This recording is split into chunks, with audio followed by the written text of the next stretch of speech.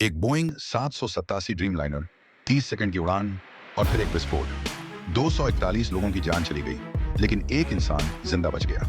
ये कहानी है उस एकमात्र सर्वाइवर की, विशव कुमार रमेश की, जिसे एक चमत्कार ने मौत से बचा लिया। 12 जून 2025 एयर इंडिया फ्लाइट AI 171 ने अहमदाबाद से लंदन के लिए उड़ान भरी। सीट 11A पर बैठे थे विशव कुमार रमेश, एक 40 वर्षीय ब्रिटिश भारतीय व्यापारी।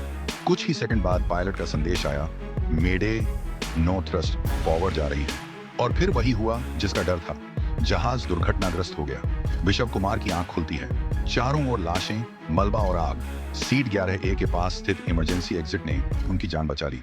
उन्होंने बताया, जहाज गिर गया था, लेकिन मैंने फ्यूजलाज में एक दरार देखी और वहीं से रेंगते हुए बाहर निकल गया। वो सचमुच धुएं और आग के बीच से बाहर निकल आए। अस्पताल में चारों ओर जले हुए शव, टूटी हड्डियां और विशव का डर। मैंने सच में सोचा था कि मैं मर चुका हूं। मेरे आसपास सिर्फ लाशें थीं।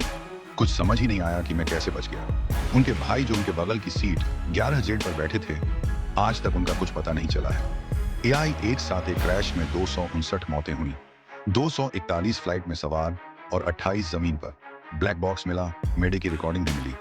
सीट 11A से विशव कुमार के चमत्कारी बचाव ने जांचकर्ताओं को उनकी गवाही पर ध्यान केंद्रित करने को मजबूर कर दिया। भारत की EAIB, ब्रिटेन की EAIB, FA, NTSB और बोइंग सभी जांच में लगे हैं। दुनिया भर में विशव कुमार की कहानी वायरल हो गई। प्रधानमंत्री नरेंद्र मोदी, किंग चार्ल्स तृतीय और ब्रिटेन के प्रधानमंत्री स्टारमर ने शोक व्यक्त किया। टाटा ग्रुप ने 1 करोड़ रुपए के मुआवजे और मेडिकल सहायता की घोषणा की। वैश्विक विमानन जगत यह सोचने को मजबूर हो गया, क्या बोइंग 787 के डिजाइन में कोई गंभीर खामी है? विशव कुमार का बचाव केवल किस्मत नहीं था, वह सीट और उसका स्थान भी उतना ही अहम था। लेकिन बाकी लोग क्यों नहीं बच पाए? इससे क्या सीख मिलती है?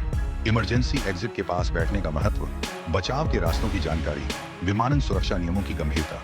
अब बोइंग ड्रीमलाइनर के डिजाइन पर भी सवाल उठने लगे हैं। यह कहानी केवल एक सर्वाइवर की नहीं है, बल्कि उन सभी की भी है जो अब हमारे बीच नहीं है। आपका क्या विचार है? क्या इमरजेंसी सीट और नियमों पर ज्यादा ध्यान दिया जाना चाहिए? अपने विचार नीचे कमेंट में साझा करें, वीडियो को लाइक करें और सब्सक्राइब करें।